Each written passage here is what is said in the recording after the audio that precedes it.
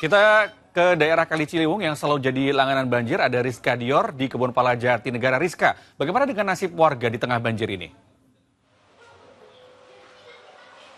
Ya, warga memilih untuk bertahan di rumah mereka untuk berada di lantai 2 daripada pergi ke tempat pengungsian Jati dan juga saudara. Tapi kalau kita berbicara mengenai ketinggian air, memang ini sangat mudah berubah-berubah ya. Karena tadi malam ketika hujan turun kembali ini sempat dengan ketinggian 60 cm.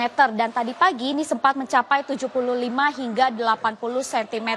Di mana ini memang menjadi salah satu tiang indikator warga apabila banjir datang. Dan kalau kita lihat, karena cuaca pada siang hari ini sudah mulai panas, jadi ini air di sini sudah mulai surut ya, atau ketinggiannya hanya sekitar 50 cm saja. Nah, kalau kita lihat memang banyak warga yang masih ada di rumah, bahkan banyak kegiatan anak-anak yang masih bermain air di sini, dan juga ada warga yang mulai berlalu lalang, bahkan mulai membuka warung mereka. Dan kalau tadi kami perhatikan, bahkan sudah mulai banyak juga warga yang membersihkan rumah mereka dari ketinggian air maupun sisa-sisa lumpur yang ada di sini.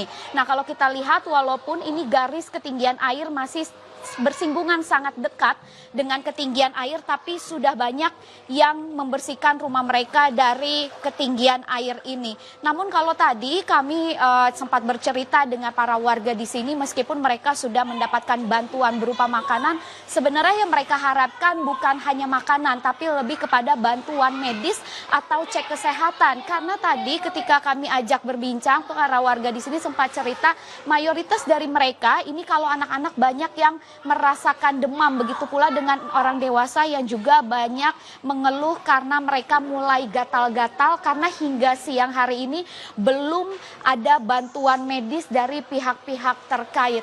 Nah, kalau kita lihat banjir di Kebonpala ini memang sudah menjadi langganan ya, apabila hujan deras datang berhari-hari ini pasti akan terjadi, selain karena ini kiriman dari Bogor, karena ini juga sudah berdekatan atau bersinggungan langsung dengan Kali Ciliwung. Bahkan informasi terakhir yang kami dapatkan untuk Katulampa Bogor sendiri hingga siang hari ini statusnya masih siaga 3. Jadi debit air di kawasan Kebonpala ini memang masih dipastikan akan sekitar segini saja, apalagi kalau nanti masih akan terus diguyur hujan. Dan terakhir, warga berharap kepada Pemprov DKI Jakarta untuk bisa merelokasi pemukiman yang ada di sini. Bahkan mereka juga berharap Pemprov bisa menormalisasi Kali Ciliwung.